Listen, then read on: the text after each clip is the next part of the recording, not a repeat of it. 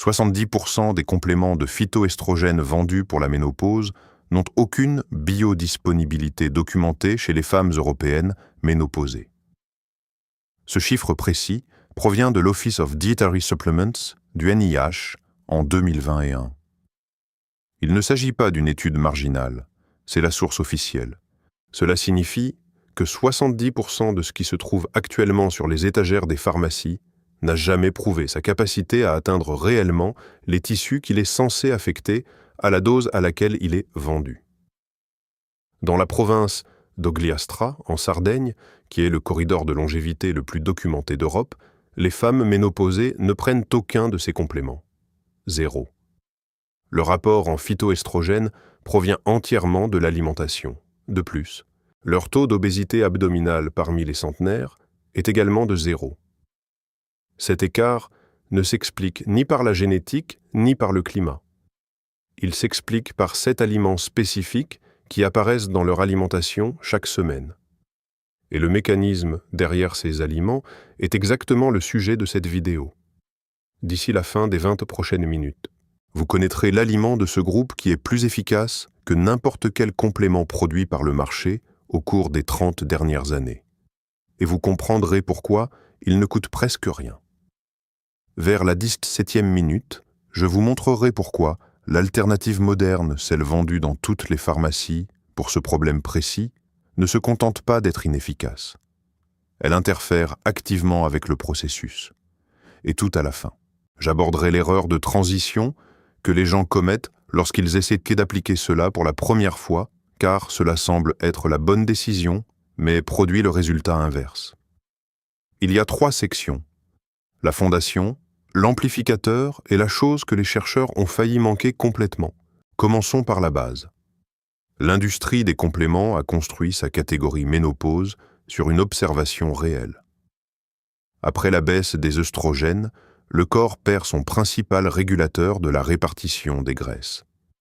La graisse viscérale s'accumule autour de l'abdomen. La solution proposée, pilules de phytoestrogènes, gélules d'isoflavone et compléments de soja, reposait sur l'idée que l'on pouvait remplacer l'action des œstrogènes par un extrait de plante concentré.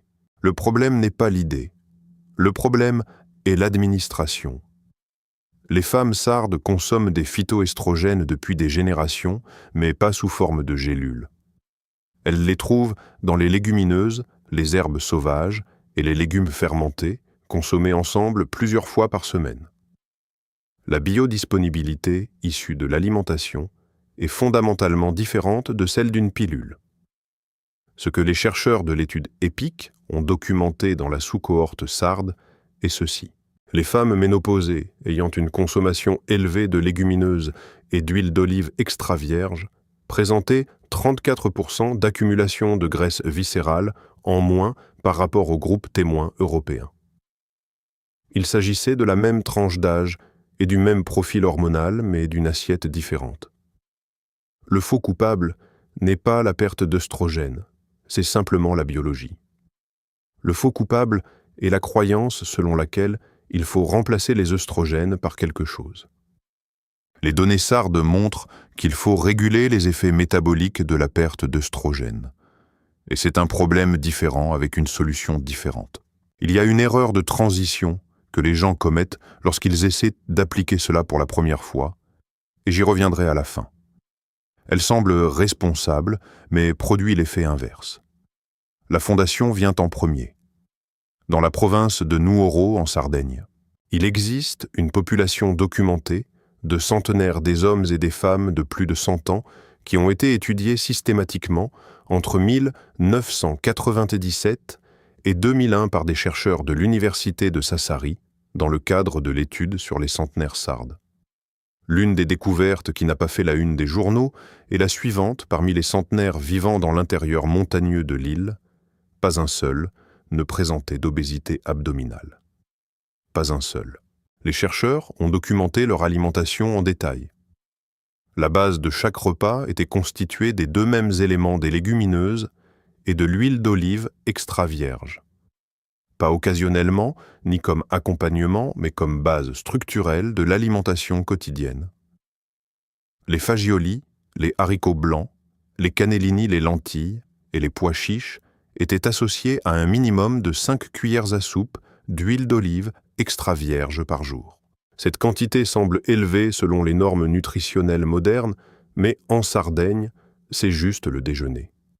Voici ce que ces deux éléments font ensemble et qu'aucun ne fait seul. Les légumineuses sont riches en fibres solubles qui forment un gel dans le tube digestif, ralentissant l'absorption du glucose et atténuant la réponse insulinique à un repas. Après la ménopause, lorsque les œstrogènes n'aident plus à réguler la sensibilité à l'insuline, le pic de glucose postprandial devient un moteur principal du stockage de la graisse viscérale. Les légumineuses atténuent ce pic à la source. L'huile d'olive, spécifiquement extra vierge et non raffinée, contient un composé appelé oléocanthal. L'oléocanthal inhibe les mêmes voies inflammatoires que l'ibuprofène. Pour les femmes ménopausées, le mécanisme qui compte est différent. Les polyphénols de l'huile d'olive de haute qualité influencent directement la régulation du cortisol. Un taux de cortisol élevé est l'autre moteur de la graisse viscérale après la ménopause. L'huile d'olive traite l'aspect du cortisol, tandis que les légumineuses traitent l'aspect de l'insuline. Ensemble, ils ferment les deux portes principales par lesquelles la graisse s'accumule dans l'abdomen après la baisse des œstrogènes. C'est le mécanisme. L'étude EPIC l'a documenté comme une réduction de 34% de la graisse viscérale, non pas au cours d'un essai de complément de 8 semaines, mais sur des années de pratique alimentaire constante. Pensez à ce que vous avez mangé au déjeuner aujourd'hui. Y avait-il une source de fibres solubles? Y avait-il de l'huile d'olive, de la vraie non raffinée, et plus qu'un simple filet? Si la réponse à l'une de ces questions est non, c'est exactement là que se situe la lacune. Pas un complément manquant, mais une fondation manquante.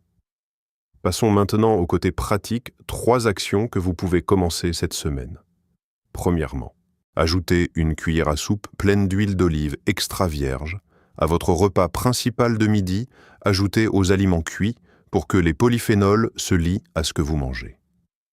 Deuxièmement, remplacez par une demi-tasse de légumineuses cuites en conserve, c'est très bien si elles sont rincées 3 fois par semaine. Cela donne au microbiome intestinal le temps de s'adapter sans inconfort digestif. Troisièmement, associez les légumineuses à quelque chose d'acide comme un filet de citron ou un trait de vinaigre, ce qui ralentit encore l'absorption du glucose et augmente la biodisponibilité des minéraux.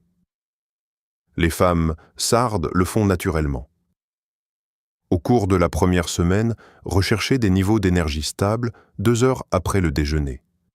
Si vous vous sentez moins dépendant du café, c'est que la régulation de l'insuline fonctionne. Le deuxième pilier est contre-intuitif, car il implique des graisses, plus précisément, des graisses fermentées.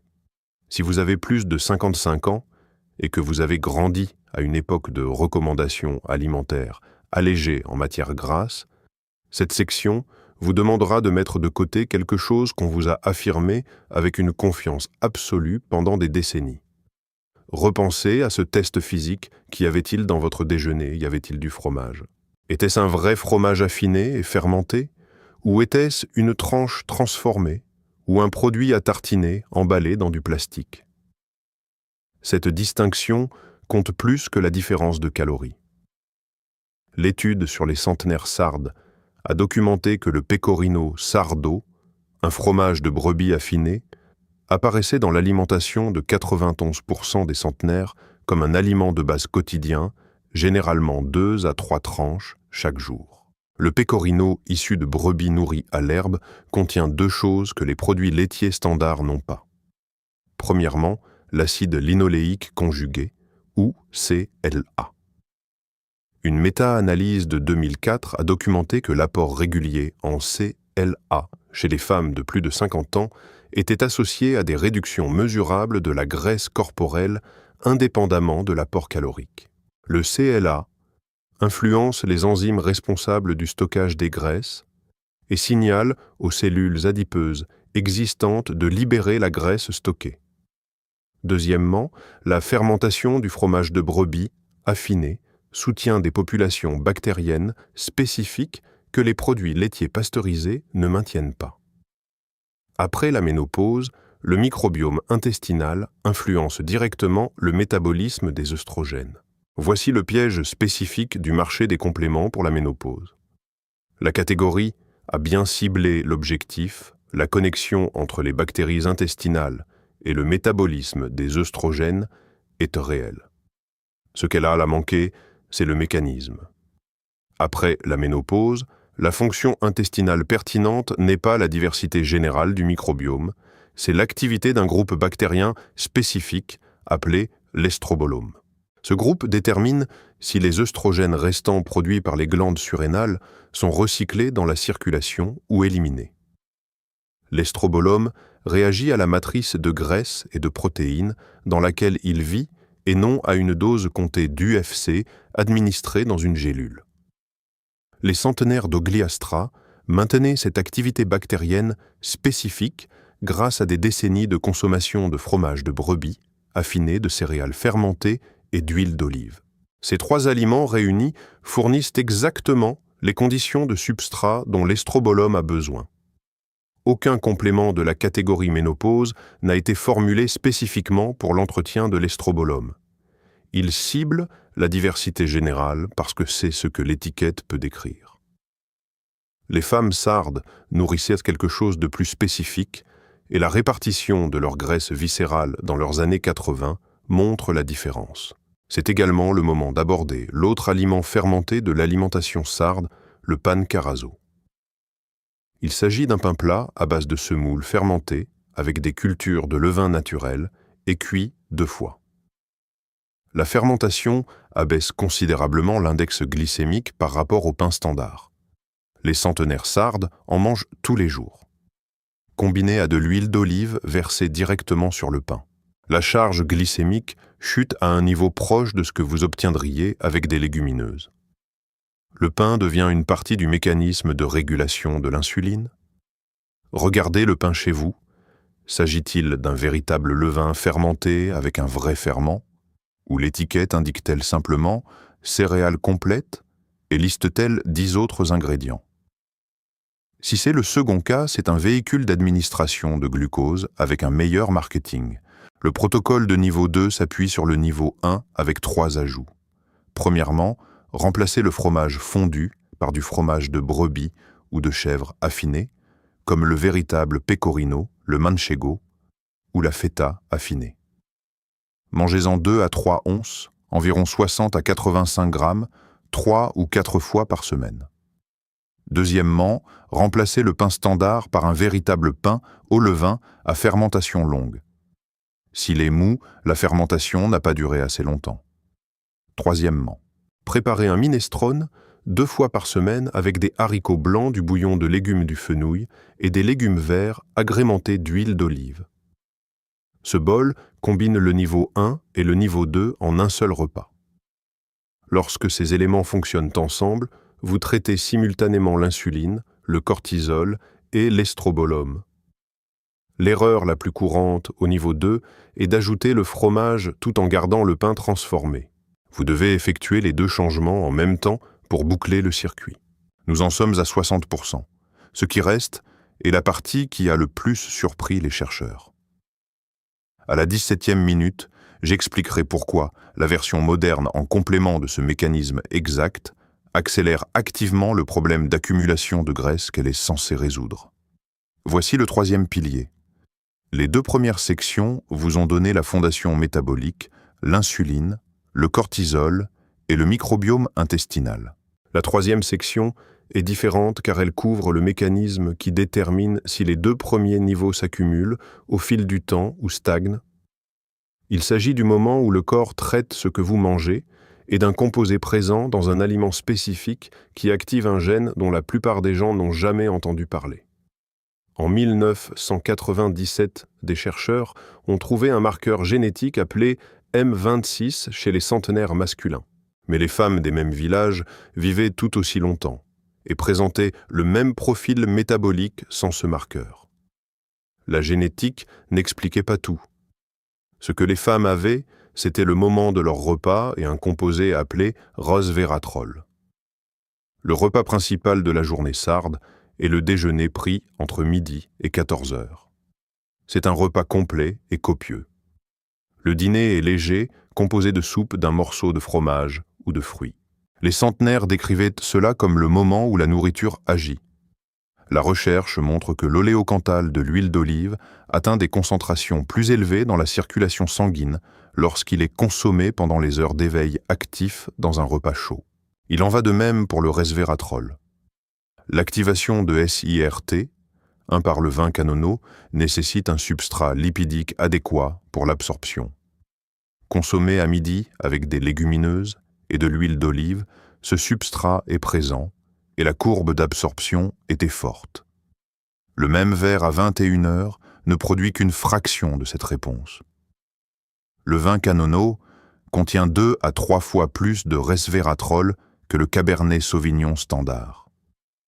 Le resveratrol a des concentrations suffisantes, active SIRT1, une sirtuine impliquée dans la régulation métabolique qui influence directement le métabolisme du tissu adipeux.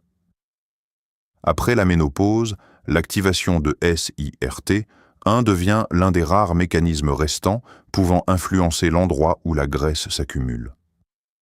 Un petit verre au déjeuner est l'essentiel. Plus tôt, j'ai mentionné un aliment qui fait ce qu'aucun complément n'a réussi à reproduire. Ce n'est pas le vin, ce sont les herbes sauvages, le chardon sauvage, le fenouil sauvage et la chicorée. Ces plantes contiennent des phytoestrogènes dans une matrice de fibres et de polyphénols qui modifient fondamentalement la façon dont ils sont absorbés. La biodisponibilité des herbes sauvages dans un repas cuit est catégoriquement différente de celle d'un comprimé d'isoflavone. Les femmes sardes obtiennent une microdose stable, constante et biologiquement disponible plusieurs fois par semaine sur des décennies. La gélule d'isoflavone moderne échoue car les phytoestrogènes isolés à forte dose sans la matrice de fibres peuvent réguler à la one house les récepteurs d'œstrogènes sans les activer pleinement. Cela peut en fait augmenter l'activité œstrogénique dans le tissu adipeux abdominal sans le bénéfice régulateur. Le modèle SARD est un système à faible dose administré par matrice qui traite simultanément l'insuline, le cortisol et la fonction de l'estrobolome. Lorsque les gens essaient d'appliquer cela, ils font souvent l'erreur d'ajouter des aliments sains, transformés comme des barres protéinées à base de soja ou des edamames surgelés. Ceux-ci manquent de la matrice de fibres et de polyphénols et contiennent souvent des huiles de graines qui contrecarrent la régulation de l'insuline. N'ajoutez pas de chips de soja, ajoutez une demi-tasse de haricots cannellini et de l'huile d'olive à votre déjeuner. Le protocole complet de niveau 3 est la journée sarde complète du pain au levain avec de l'huile d'olive et de la tomate au petit déjeuner pour maintenir la courbe d'insuline plate. Un déjeuner principal avec des légumineuses, de l'huile d'olive, du fromage affiné, du pain au levain, un petit verre de vin rouge et des légumes verts amers, et un dîner léger. En 3 jours, attendez-vous à une énergie stable. En 7 jours, moins d'envie de sucre. En 30 jours, mesurez votre tour de taille, qui reflète la graisse viscérale. À 90 jours, l'habitude est établie. Les femmes sardes ne comptent pas les calories. Elles mangent des aliments fermentés, des herbes sauvages, de l'huile d'olive et des légumineuses à la même heure tous les jours. Le système est composé de 3 niveaux, traitant un problème par le biais de 3 mécanismes. Ce soir, remplacez le dîner par un bol de soupe de légumes et du fromage affiné. C'est le point d'entrée le plus facile pour commencer à modifier le moment des repas qui fait fonctionner tout le reste. Si cette histoire a changé votre façon de voir les ingrédients dans votre cuisine ou les compléments sur votre étagère, veuillez vous abonner et aimer cette vidéo. Nous nous consacrons à la découverte des vérités historiques et biologiques qui ont été négligées ou enfouies. Plantons ensemble les graines d'un avenir plus sain. Notre prochaine exploration des secrets de la longévité s'ouvrira bientôt. Lequel des 3 niveaux que nous avons abordés aujourd'hui est le plus difficile à appliquer pour vous avec vos habitudes alimentaires actuelles? Laissez votre réponse dans les commentaires ci-dessous. Cette femme, Dogliastra, à 78 ans avec un tour de taille inchangé, sait ce qu'elle mange et pourquoi cela fonctionne. Maintenant, vous le savez aussi.